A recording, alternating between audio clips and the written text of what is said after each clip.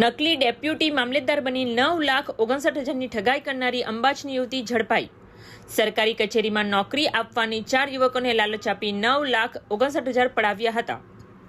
ધોરણ 12 પાસ ભેજા બાદ યુવતી દ્વારા નોકરીના બહાને 4 યુવકો પાસેથી રૂપિયા 9,59,000ની ઠગાઈ કરવાનો ચોંકાવનારો બનાવ સામે આવ્યો છે। અંબાજ ગામની અને હાલ તાપી જિલ્લાના સોનગઢના ગતાડી ગામે રહેતી નિમિષાબેન હરીશભાઈ નાયકાએ નકલી ડેપ્યુટી મામલેદાર તરીકે ઓળખ આપી હતી। તેણે ખોટા ઓળખપત્ર તૈયાર કરી વોટ્સએપ અને ફોન દ્વારા 4 યુવકોનો વિશ્વાસ જીતી તેમને કલેક્ટર ઓફિસમાં પીએ અને ડ્રાઈવરની નોકરી આપવાનો વાયદો કર્યો હતો।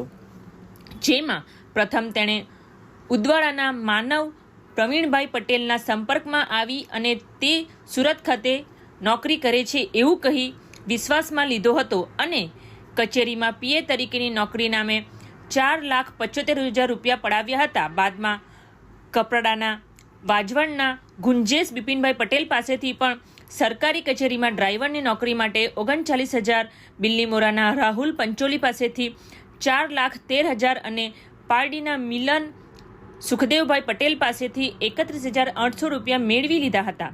આ રીતે કુલ 9,59,750 પડાવી લીધા હતા। પૈસા આપ્યા બાદ પણ નોકરી ન મળતા છેતરપિંડીનો ભોગ બન્યા હોવાનું બહાર આવતા યુવાનોએ પારડી પોલીસ મથકે ફરિયાદ કરી હતી। જે આધારે પારડી પોલીસે નિમિષાબેનની ધરપકડ કરી વધુ તપાસ હાથ ધરી છે।